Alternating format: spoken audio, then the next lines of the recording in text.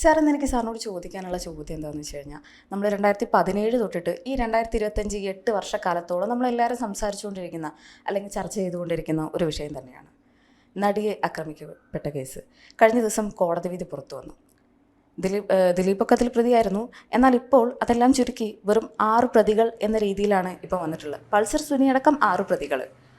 അപ്പോൾ സാർ ഇതിലെനിക്ക് ചോദിക്കാനുള്ള പ്രധാന ചോദ്യം എന്താണെന്ന് വെച്ച് കഴിഞ്ഞാൽ, ഇതിൽ പൾസർ സുനി ഫസ്റ്റ് പോലീസിന് മൊഴി കൊടുത്തിരുന്നപ്പോൾ ആ മേഡമാണ് എനിക്ക് ഇത്തരത്തിൽ ഇങ്ങനെ കൊട്ടേഷൻ തന്നത് എന്നാണ്. എന്നാൽ പൾസർ സുനി രണ്ടാമതായിട്ട് കൊടുത്ത മൊഴിയാണ് ദിലീപാണ് തനിക്ക് കൊട്ടേഷൻ തന്നത്.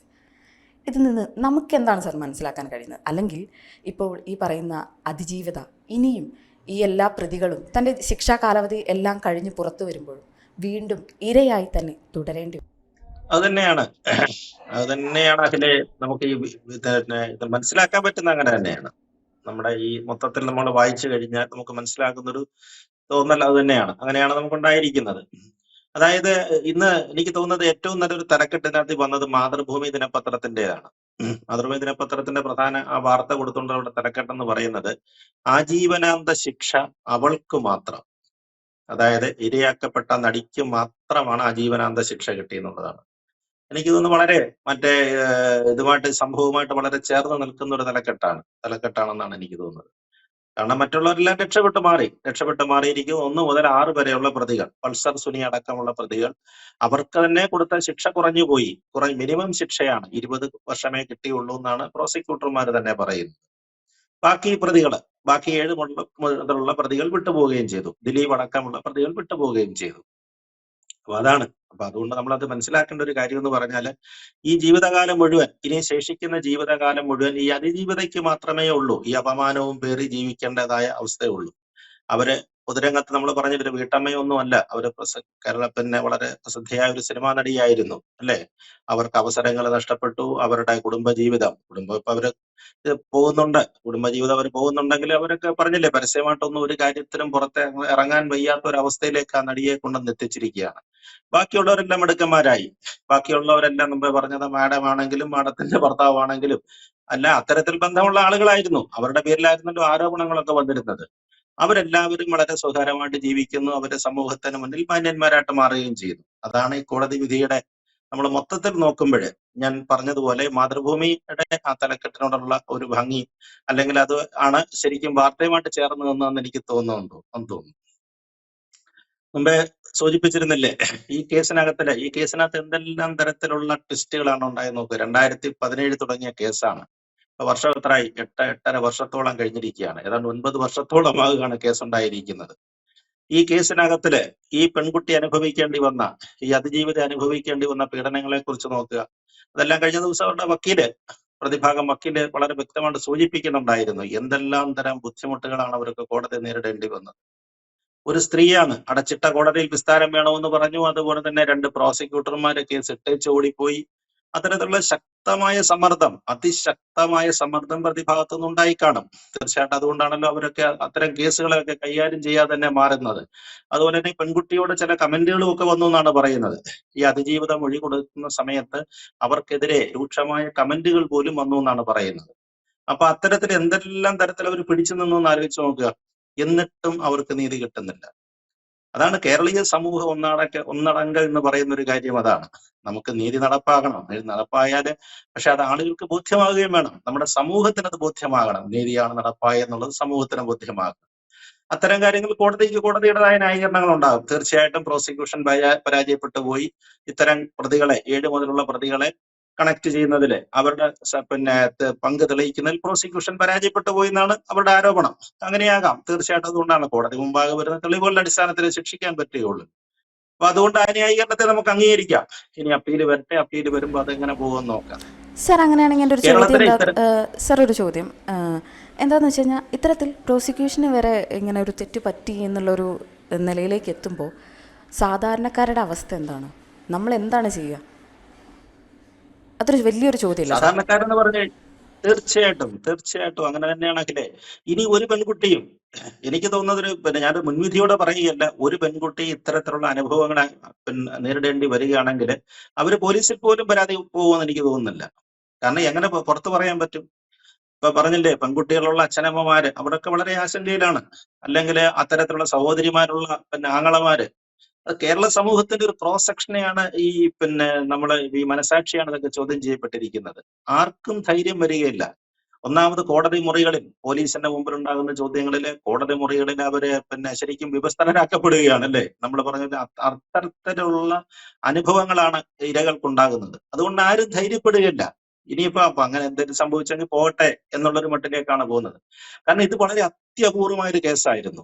നമ്മളെ നീതിപീഠങ്ങളിലും മറ്റേ ജുഡീഷ്യറിയിലും വക്കീലന്മാരൊക്കെ അത്തരം സൂചനകളാണ് നമുക്ക് തരുന്നത്. വളരെ അത്യപൂർവമായ ഒരു കേസായിരുന്നു ഇത്. ഓടുന്ന ഒരു കാറില് 2.5 മണിക്കൂർ ഒരു പെൺകുട്ടി, നിസ്സഹായ ഒരു പെൺകുട്ടി 4-5 പേരുടെ കസ്റ്റഡിയിൽ അമർന്നുകൊണ്ട് അവളെ റേപ്പ് ചെയ്യുക, അല്ലേ? റേപ്പ് ചെയ്യാൻ ഉള്ള ശ്രമം എന്ന് പറഞ്ഞു കഴിഞ്ഞാൽ എന്താണ്? ആ സംവിധായകൻ ലാലിന്റെ വീട്ടിലേക്ക് ഉയർന്ന സമയത്തെ അവസ്ഥ കണ്ടില്ലേ? അദ്ദേഹം തന്നെ അത് വർണ്ണിച്ചിട്ടുണ്ടായിരുന്നല്ലോ, അല്ലേ? അവരുടെ ദേഹത്ത് ഉടുവസ്ത്രങ്ങൾ എന്ന് പറയാവുന്ന രീതിയിലൊക്കെ വളരെ കുറവായിരുന്നു എന്നാണ് പറയുന്നത്. അത്തരത്തിലൊരു അവസ്ഥയിൽ അദ്ദേഹം ഞെട്ടിപ്പോയി എന്നാണ് പറയുന്നത്. അപ്പൊ കഴിഞ്ഞ ദിവസം അദ്ദേഹം കൊടുത്ത കമന്റ് കണ്ടില്ലേ? അദ്ദേഹം എന്താണ് പറഞ്ഞത്? അന്ന് ആ പ്രതികളെ എന്റെ കൈ കിട്ടിയിരുന്നെങ്കിൽ, ഈ പറയുന്ന പൾസർ സുനി അടക്കമുള്ളവരെ കിട്ടിയിരുന്നെങ്കിൽ ഞാൻ അവരെ തല്ലുമായിരുന്നു, അല്ലെങ്കിൽ ഒരു പക്ഷേ അക്ഷരാർത്ഥത്തിൽ കൊല്ലുമായിരുന്നു എന്നൊക്കെയുള്ള അർത്ഥത്തിലാണ് അദ്ദേഹം പറയുന്നത്. അത്ര സങ്കടമായിരുന്നു ആ പെൺകുട്ടിയുടെ അന്നത്തെ അവസ്ഥ കണ്ടത്. അതുകൊണ്ടാണ് അദ്ദേഹം പെട്ടെന്ന് പോലീസ് കമ്മീഷണറൊക്കെ വിളിക്കുന്നു, PT തോമസ് ഇടപെടുകയൊക്കെ ചെയ്യുന്നത്. അപ്പൊ ഇത്രയും ക്രൂരമായ കാടത്തമായ ഒരു സംഭവം എനിക്ക് തോന്നുന്നില്ല, എന്റെ ഒരു അറിവില് ഓർമ്മയിലൊന്നും ഇത്തരം സംഭവങ്ങൾ എനിക്ക് കിട്ടുന്നില്ല. പണ്ടൊക്കെ ചില സംഭവങ്ങൾ ഉണ്ടായിട്ടുണ്ട്. 1960-കളുടെ 65-66-കളിലെ മറിയക്കുട്ടി എന്ന് പറയുന്ന ഒരു വലിയ കേസ് ഉണ്ടായിട്ടുണ്ട്. ഒരു മറിയക്കുട്ടി എന്നൊരാളിന് ഒരു വൈദികനാണ് റാന്നിക്കടുത്തൊരു സ്ഥലത്ത് കൊണ്ടുപോയിട്ട് അവർ തമ്മിൽ എന്താ അവിഹിത ബന്ധമൊക്കെ ഉണ്ടായിരുന്നു. അവരെ കുത്തിക്കൊന്നൊരു കേസ് ഉണ്ടായിട്ടുണ്ട്. അതാണ് നമ്മൾ കേരളം നടുങ്ങിയ ഒരു കേസ് എന്ന് പറയുന്നത്. അതാണ് അക്കാലത്ത് അതൊരു വലിയ സംഭവമായിരുന്നു. രണ്ടാളുകൾ ആള് ഒരു പുരോഹിതനായതുകൊണ്ട് ആ കേസിന് വലിയ വാർത്താ പ്രാധാന്യം കിട്ടി. പക്ഷെ കേസ് എവിടെ ചെന്ന് അവസാനിച്ചു? കേസൊന്നും ഉണ്ടായില്ല, അല്ലേ? അപ്പൊ എത്ര വർഷം ആ കേസ് നടന്നു? 10, 20, 25 വർഷം കേസ് നടത്തി. മറിയക്കുട്ടിക്ക് നീതി കിട്ടിയോ? എനിക്കറിഞ്ഞൂടാ അത്തരം കേസ്. പക്ഷെ അതിനകത്ത് ഉണ്ടായ സംഭവം എന്ന് പറഞ്ഞാൽ അതിനെ തുടർന്ന് 2 സിനിമകൾ ഉണ്ടായി, അല്ലേ? കുഞ്ചാക്കോ 2 സിനിമകൾ എടുത്ത് മൈനത്തരുവിക്കുട കേസും മാടത്തരുവിക്കുല കേസും ഒക്കെ വന്ന് 2 സിനിമകൾ ഉണ്ടാക്കിയിട്ട് അവർക്ക് കുറച്ച് സാമ്പത്തിക ലാഭങ്ങളും കാര്യങ്ങളും ഒക്കെ ഉണ്ടായി. സംഭവങ്ങളെ വർണ്ണിച്ചത് കൊണ്ട് അത് പുതുമയായിരുന്നു കേട്ടോ. അന്നൊരു വലിയ സംഭവമായിരുന്നു. കേരളത്തെ സംബന്ധിച്ചിടത്തോളം നമ്മൾ കേട്ടുകഴിവില്ലാത്തൊരു സംഭവമായിരുന്നു. പിന്നെ അതേ തുടർന്ന് ഒരുപാട് സംഭവങ്ങളൊക്കെ ഉണ്ടായിട്ടുണ്ട്. ഇപ്പൊ സൂര്യനെറ്റി ആണെങ്കിൽ ഇതുപോലെ തന്നെയാണല്ലോ. 41 പേരാണ് ആ കുട്ടിയെ ഉപദ്രവിച്ചത്. 16 വയസ്സുള്ള ഒരു പെൺകുട്ടിയെ ഉപദ്രവിച്ചത്. വളരെ രൂക്ഷമായ കേസായിരുന്നു. അത് ആദ്യമൊക്കെ ചില വിചാരണ കോടതിയിൽ കുറച്ച് പേരൊക്കെ തള്ളിപ്പോയെങ്കിലും സുപ്രീം കോടതി വഴി ഇവരെയൊക്കെ കേസ് പോയിട്ട് ഹൈക്കോടതി അതിനെ വളരെ നീതിപൂർവമായ വിധിയൊക്കെ അത്തരം കേസുകളിൽ ഉണ്ടായി. പക്ഷെ സിസ്റ്റർ അഭയ കേസിൽ എന്താ സംഭവിച്ചത്? സിസ്റ്റർ അഭയ കേസിൽ കോട്ടയത്തെ കോൺവെന്റിൽ മരിച്ചു കിടക്കുന്ന നിലയിലാണ് കണ്ടത്. ആ കേസൊക്കെ ഏത് നിലയിൽ അവസാനിച്ചു? ഇപ്പോഴും അതിന്റെ പറഞ്ഞില്ല, പൂർണ്ണമായ നീതി കിട്ടിയിട്ടുണ്ടോ? ഒരു ജോമോൻ പുത്തമ്പരിക്കലിന്റെ ആള് പുറകിൽ നടന്നതുകൊണ്ട് കുറച്ചൊക്കെയും കുറെ ഒരു പരിധി വരെയെങ്കിലും ആ കേസിൽ കുറച്ച് ശിക്ഷയൊക്കെ വാങ്ങിച്ചു കൊടുക്കാൻ പറ്റും. അങ്ങനെയാണ് ഇപ്പൊ ബിഷപ്പ് ഫ്രാങ്കോയുടെ കേസ്, അടുത്തൊരിക്കലുണ്ടായിരുന്ന ബിഷപ്പ് ഫ്രാങ്കോയുടെ കേസിൽ എന്ത് തന്നെയാണ് സംഭവിച്ചത്? ഇരകൾക്ക് വേണ്ടി പറയാൻ ആരുമില്ല. പറയുമ്പോ എല്ലാവരും ന്യായം പറയും. എല്ലാവരും നിങ്ങൾ ഇരകൾക്കൊപ്പമാണ്, ഇരയ്ക്കൊപ്പമാണ്, അവൾക്കൊപ്പമാണ്. ഇപ്പൊ കേരളത്തിലെ ഏറ്റവും വലിയ ക്യാമ്പയിൻ ആയിരുന്നു. ഈ വിധി വന്ന ശേഷം ഇവിടുത്തെ കുറച്ച് ചില വനിതാ സംഘടനകളും അപൂർവം ചില ആളുകളൊക്കെ കുറച്ച് പ്ലക്കാർഡും ഒക്കെ ഉയർത്തി പിടിച്ചുകൊണ്ട് അവൾക്കൊപ്പം എന്ന് പറയുന്നുണ്ടായിരുന്നുള്ള അല്ലാതെ ഉത്തരവാദിത്തപ്പെട്ട സ്ഥാനങ്ങളിൽ ഇരിക്കുന്ന ഏതെങ്കിലും വനിതാ സംഘടനയോ സിനിമാ സംഘടനയോ സാംസ്കാരിക പ്രവർത്തകരോ ആരെങ്കിലും ഈ പെൺകുട്ടിക്ക് പിന്തുണയുമായിട്ട് വന്നിട്ടുണ്ടോ? കഴിഞ്ഞ 2 ദിവസത്തെ പ്രതികരണങ്ങൾ നോക്കുക. എല്ലാവരും ഇങ്ങനെ ഒരു തരം ഫാൻസി ഡ്രസ്സ് പോലെ അവിടെ കുറച്ച് ബാനറും പ്ലക്കാർഡും ഒക്കെ പിടിച്ച് നിൽക്കുക, ചിലർ പ്രസംഗിക്കുമ്പോൾ ചിലർ ചിരിക്കുക, അങ്ങനെ അത്തരത്തിലുള്ള കുറെ കാഴ്ചകളാണ് നമ്മൾ കണ്ടത്. സാംസ്കാരിക പ്രവർത്തകർ ഉത്തരവാദിത്തപ്പെട്ട ഏതെങ്കിലും വനിതാ സംഘടനയിൽ നിന്നും ആളുകളിൽ നിന്നും ശക്തമായ പ്രതികരണം ഉണ്ടായിട്ടുണ്ടോ? ആരും പറയുകയില്ല. എല്ലാവരും അവരവരുടെ അവസരങ്ങളും സന്ദർഭങ്ങളും. അതുകൊണ്ടാണ് ഞാൻ മുമ്പേ പറഞ്ഞത്, അഖില പറഞ്ഞത്, ഒരാൾ ഇത്തരം കാര്യങ്ങൾ ഇനി പരാതിപ്പെടാൻ പോവുകയില്ല എന്നാണ് എനിക്ക് തോന്നുന്നത്. കാരണം ഇതിനപ്പുറം ഒരു കേസിനെയും കേരളത്തിൽ ഉണ്ടാകാനില്ല. ഇതിനപ്പുറം നിസ്സഹായ ഒരു അത് പെൺകുട്ടിക്ക് മാത്രമല്ല സാർ, ഇതിനപ്പുറം ഒരു കേസ് നമുക്ക് ഉണ്ടാകാനില്ല. ശങ്കരനാരായണന്റെ കേസൊന്നും ഇതിൻ്റെ ഒപ്പം എടുത്ത് വായിക്കേണ്ടി വരും, അല്ലെ? സാറിന് എന്താ തോന്നുന്നത്? തീർച്ചയായിട്ടും ഞാനും ഇന്നലെ അത് ആലോചിച്ചു. അഖിലേ, ആ മലപ്പുറം മഞ്ചേരി സ്വദേശിയായ ശങ്കരനാരായണന്റെയും അദ്ദേഹത്തിന്റെ മകൻ കൃഷ്ണപ്രിയ, അല്ലെ, പ്രായമുള്ള ഒരു അച്ഛനായിരുന്നു. ശങ്കരനാരായണന് എത്രയോ വർഷങ്ങൾ കാത്തിരുന്ന ശേഷം ഉണ്ടായ ഒരു മകളാണ്. 12 വയസ്സോ 13 വയസ്സുള്ള കൃഷ്ണപ്രിയ. നല്ല ഓമനത്തോള്ള ഒരു കുട്ടി, ചെറിയ കൊച്ചു കുഞ്ഞാണത്. അത് സ്കൂളിൽ പോകുന്ന വഴി ആണ് ഒരു നരാധമൻ അതിനെ കൊണ്ടുപോയി ബലാത്സംഗം ചെയ്ത് കൊന്നുകളഞ്ഞ് ഒരച്ഛന് സഹിക്കാൻ പറ്റാവുന്ന ആയിരുന്നില്ല അത്. അദ്ദേഹം നീതിയുടെ മാർഗങ്ങളൊക്കെ തേടിയിട്ടൊന്നും അവസാനം ഈ പ്രതി നാട്ടിൽ വിഹരിച്ച് നടക്കാൻ തുടങ്ങിയ ശേഷമാണ് എനിക്ക് തോന്നുന്നു അദ്ദേഹത്തിന് എല്ലാ സമനിലകളും തെറ്റിക്കാണും. അല്ലെങ്കിൽ നീതി സംവിധാനത്തോടൊന്നും അങ്ങനെ ചെയ്യാൻ പറ്റുന്ന ഒരു കാര്യമല്ല. അദ്ദേഹം ചെയ്തിട്ട് നമ്മൾ നീതീകരിക്കുന്നില്ല, ശരിയല്ല, അദ്ദേഹം ചെയ്തത് ശരിയല്ലായിരിക്കും, തീർച്ചയായിട്ടും അതായിരിക്കും. പക്ഷെ ഒരു പിതാവിന്റെ മാനസികാവസ്ഥ അങ്ങനെ ആയിപ്പോയി. കാത്തിരുന്ന ഒരു മകളെ ഒരുത്തൻ ക്രൂരമായി ബലാത്സംഗം ചെയ്ത് കൊടുത്തിട്ട് അവൻ നാട്ടിലൊക്കെ സിഗരറ്റും ബീഡിയും വലിച്ച് നടക്കുക എന്ന് പറഞ്ഞു കഴിഞ്ഞാൽ അച്ഛന് സഹിക്കാൻ പറ്റാൻ വയ്യാത്തൊരു കാഴ്ചയായിരുന്നു. അതുകൊണ്ടാണ് അദ്ദേഹം ഒരു നാടൻ തോക്ക് ഉപയോഗിച്ച പ്രതിയെ വെടിവെച്ച് കൊല്ലുകയായിരുന്നു. ആ കേസ് ഇതുപോലെ തന്നെയായിരുന്നു. സമൂഹത്തിന്റെ മുമ്പിൽ, മനസാക്ഷിക്ക് മുമ്പിൽ ഒരുപാട് ചോദ്യചിഹ്നങ്ങൾ ഉയർത്തിയൊരു കേസായിരുന്നു. നിയമം കയ്യിലെടുക്കാൻ അധികാരമുണ്ടോ അദ്ദേഹത്തിന്? ഇല്ല. കോടതി വഴി ശിക്ഷ കിട്ടട്ടെ എന്ന് കാത്തിരിക്കാമായിരുന്നോ? ഒരു പക്ഷെങ്കിൽ അദ്ദേഹം കാത്തിരിക്കാമായിരിക്കാം. ഒരു പക്ഷെങ്കിൽ അദ്ദേഹത്തിന്റെ ജീവിതകാലത്ത്, ഈ അടുത്ത സമയത്താണ് അദ്ദേഹം മരിച്ചുപോയത്, ഒരു പക്ഷെങ്കിൽ അദ്ദേഹത്തിന് അതിനുള്ള ആ മനസ്സില്ല. ആ മനസ്സ് സ്വന്തം മകളുടെ ആ മൃതദേഹം കണ്ട അച്ഛന് സാധ്യമല്ലായിരിക്കാം. അതുകൊണ്ടായിരിക്കും അദ്ദേഹം ഒരു തെറ്റിലേക്ക് പോയത്. പക്ഷെ എന്ത് പറ്റി? മനസാക്ഷിയുടെ കോടതിയാണ് വിധി പറഞ്ഞത്. അവസാനം തെളിവില്ലെന്ന് കണ്ട് ശങ്കരനാരായണനെ വെറുതെ വിടുകയാണ് ചെയ്തത്. നമ്മളെപ്പോഴും, ഇന്നലെ ഈ കേസ് വന്നപ്പോഴും ഞാൻ അദ്ദേഹത്തിന്റെ ആ പിതാവിനെ ഞാൻ ആലോചിക്കുകയായിരുന്നു. ആ സംഭവം ഒരിക്കലും ഒരു മലയാളിയുടെ മനസ്സിൽ നിന്ന് വിട്ടുപോകുന്ന ഒരു സംഭവം ആയിരുന്നില്ല അത്. അതുകൊണ്ടാണ് ഇപ്പൊ എടുത്ത് പറഞ്ഞപ്പോഴും ഞാനത് എന്റെ മനസ്സിലും പെട്ടെന്ന് ആ സംഭവങ്ങൾ അങ്ങനെ ഒരു ഓർമ്മ വന്നു. അതുപോലെ തന്നെയാണ് ഈ കേസിനെ സംബന്ധിച്ചിടത്തോളം ഇനിയിപ്പോ അപ്പീൽ കോർട്ടിലാണ് പോകുന്നത്. അപ്പീൽ കോർട്ടിൽ ഇനി എത്ര കണ്ട പെൺകുട്ടി മുന്നോട്ട് വരും എന്ന് അറിഞ്ഞുകൂടാ. ഇനി അത് തെളിവ് കൊടുക്കാൻ പോകണം. ഇനിയും ഹൈക്കോടതിയിലേക്കാണ് കേസ് വരാൻ പോകുന്നത്. ഹൈക്കോടതി വന്നാൽ ഇനിയിപ്പോ ഒന്നേന്ന് ട്രയൽ തുടങ്ങേണ്ടി വരും, വിചാരണ തുടങ്ങേണ്ടി വരും. വീണ്ടും ഇതിനെക്കാട്ടിൽ പ്രബലരായ വക്കീലന്മാർ വരാം, തീർച്ചയായിട്ടും വരാം. പ്രതിഭാഗത്തും ഒക്കെ അത്തരം വളരെ ശക്തരായ വക്കീലന്മാരുണ്ടാകാം, അവർക്ക് പണം ഉണ്ടാകാം. കഴിഞ്ഞ ദിവസം ഒരാൾ സൂചിപ്പിക്കുന്ന കേട്ടില്ലേ, കോടിക്കണക്കിന് രൂപയാണ് ഈ കേസിന് മുടക്കിയെന്നുള്ളത്. എന്തിനാണ് ഒരു കേസിന് കോടിക്കണക്കിന് രൂപ മുടക്കേണ്ട? കേസ് എന്താണ്? സാധാരണഗതിയിൽ ഒരു ഇത്തരമുള്ള കേസുകളെ സംബന്ധിച്ചുള്ള കോടികളാണ് മുടക്കിയെന്നാണ് പറയുന്നത്. ഒരു പക്ഷെങ്കിൽ സുപ്രീം കോടതിയിലൊക്കെ അത്തരം കോടികൾ വിലയുള്ള അഭിഭാഷകരൊക്കെ ഹാജരായതുകൊണ്ടായിരിക്കാം അങ്ങനെ പറഞ്ഞെന്ന് തോന്നുന്നു. പക്ഷേ പ്രോസിക്യൂഷനെ സംബന്ധിച്ചിടത്തോളം പ്രോസിക്യൂഷന്റെ വാദമുഖങ്ങൾ ഇന്ന് അഡ്വക്കേറ്റ് മിനി പറയുമെന്നാണ് പറയുന്നത്. അഡ്വക്കേറ്റ് മിനി ആയിരുന്നല്ലോ പ്രതിഭാഗത്തിന് വേണ്ടിയിട്ട് ഉണ്ടായിരുന്ന വക്കീൽ എന്ന് പറയുന്നത്. പ്രോസിക്യൂഷന്റെ അതിജീവിതയുടെ വക്കീൽ അഡ്വക്കേറ്റ് മിനി ആയിരുന്നു. അവരിന്നലെ പറഞ്ഞത്, ഇന്നലെ വരെ ഞാൻ അതിജീവിതയുടെ വക്കീലായിരുന്നു, പക്ഷെ ഇന്ന് ഞാൻ സ്വതന്ത്രയാകുകയാണ്. എനിക്ക് കുറച്ച് കാര്യങ്ങൾ പറയാനുണ്ട്. അത് ഞാൻ ഇന്ന് വെളിപ്പെടുത്തുമെന്നാണ് അവർ പറയുന്നത്. തീർച്ചയായിട്ടും അവർക്ക് ഒരുപാട് തെളിവുകൾ ഉണ്ടാകും. മുമ്പേ ആദ്യം അതിനെ സൂചിപ്പിച്ച ഈ മാഡം ആരാണെന്നുള്ളത് തീർച്ചയായിട്ടും അറിയാം. അഡ്വക്കേറ്റ് മിനിക്ക് തീർച്ചയായിട്ടും അറിയാൻ പറ്റും. ഈ മാഡവും ദിലീപുമായിട്ടുള്ള കണക്ഷൻ അത് സമൂഹത്തിനെല്ലാം അറിയാവുന്നത് പോലെ ആയിരിക്കണമല്ലോ. അങ്ങനെയാണല്ലോ അത്തരം കണക്ഷൻസ് ഒക്കെ വരേണ്ടത്. അപ്പൊ ആ കണക്ഷൻസ് ഒക്കെ ഇന്ന് വെളിയിൽ വരും.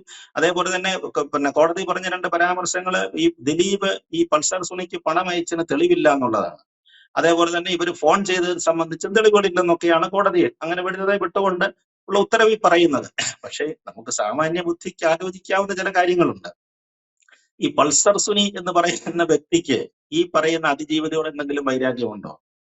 നമ്മൾ വാർത്തകൾ വായിച്ചിടത്തോളം നമുക്കറിയാവുന്ന ഒരു കാര്യം എന്ന് പറഞ്ഞാൽ ഇയാൾ ചില സിനിമാ സെറ്റിൽ വെച്ചൊക്കെ ഈ പെൺകുട്ടിയെ കണ്ടിട്ടുള്ളെന്നുള്ളതല്ലാതെ വ്യക്തിപരമായിട്ട് അവരോടൊരു വിരോധമോ സ്നേഹമോ അടുപ്പമോ ഒന്നും അവർ അയക്കില്ല. അപരിചിതയാണ്. ഒരു പക്ഷെങ്കിൽ ഈ സെറ്റിൽ വരുന്ന ഡ്രൈവർമാരോടുള്ള ഒരു പരിചയം, അതിനപ്പുറത്തെ ഒന്നും ബന്ധങ്ങൾ ഉണ്ടായിരുന്നില്ല. അങ്ങനെ ഒരാളാണ്. അപ്പൊ എന്തിനാണ് പൾസർ സുനിക്ക് എന്തിനാണ് അവരുടെ വിരോധം? ഈ കാറിൽ കൊണ്ടുപോയി ഇത്രയും കിലോമീറ്റർ ഓടി നടന്നിട്ട് 2.5 മണിക്കൂർ ആ പെൺകുട്ടിയെ ഉപദ്രവിച്ചിട്ട് അത് ഷൂട്ട് ചെയ്യുകയാണ്. ആലോചിച്ച് നോക്കാം, ഇതിന്റെ വീഡിയോ എടുക്കുകയാണ്. ഇത് കേട്ടിട്ടില്ല. ജുഡീഷ്യറി ഇന്ന് വന്ന പല റിപ്പോർട്ടുകൾ അങ്ങനെയാണ് സൂചിപ്പിക്കുന്നത്. ജുഡീഷ്യറിയുടെ ചരിത്രത്തിൽ കേട്ടുകേഴ്വിയില്ലാത്ത സംഭവങ്ങളാണ് ഇതിനകത്ത് നടന്നിരിക്കുന്നത്. അത് ഷൂട്ട് ചെയ്യുകയാണ്. അത്തരത്തിലുള്ള റേപ്പ് സീനുകളൊക്കെ ഷൂട്ട് ചെയ്ത് വെച്ചിരിക്കുന്നു. ആ മെമ്മറി കാർഡ് വരെ തിരിമറി അതിനെ നടന്നിരിക്കുന്നതാണ്. അത് കോടതി മുറിയിൽ സൂക്ഷിച്ചിരുന്ന കാർഡിൽ വരെ തിരിമറി നടത്തിയിരിക്കുന്നതാണ് ഇന്നലെ അഡ്വക്കേറ്റ് മിനി പറയുന്നത്. ഇന്ന് അവർ കൂടുതൽ പറയുമായിരിക്കും. അത്തരം കാര്യങ്ങളെ സംബന്ധിച്ചുള്ള വളരെ വിശദമായ വളരെ ഒരു പക്ഷെങ്കില് വളരെ ഞെട്ടിപ്പിക്കുന്ന, കേരളം ഞെട്ടാൻ പോകുന്ന കുറച്ച് വാർത്തകൾ ഇന്ന് അവരുടെ ഭാഗത്തു നിന്ന് തന്നെ ഉണ്ടാകും. കാരണം ഇന്ന് അവർ ഫ്രീ ആണ്, ഒരു സാധാരണ വക്കീലായിട്ട് മാറുന്നത് കൊണ്ട് ഈ കേസ് സംബന്ധിച്ച കൂടുതൽ വിവരങ്ങൾ വരുമായിരിക്കാം. എന്തായാലും നമ്മൾ ഇത്തരം കാര്യങ്ങളില് കോടതിയെ പിന്നെ നമ്മൾ കുറ്റം പറഞ്ഞിട്ട് കാര്യമില്ല, ജഡ്ജിനെയും കുറ്റം പറഞ്ഞിട്ട് കാര്യമില്ല. കാരണം അവരുടെ മുമ്പിൽ വന്ന തെളിവുകളെയാണ്, ആ തെളിവുകളെ അടിസ്ഥാനപ്പെടുത്തിയിട്ട് തന്നെയാണ് അവരുടെ വിധി വന്നിരിക്കുന്നത്. അതിനെയൊന്നും നമ്മൾ ചോദ്യം ചെയ്യുന്നോ കുറ്റപ്പെടുത്തുന്നൊന്നുമില്ല.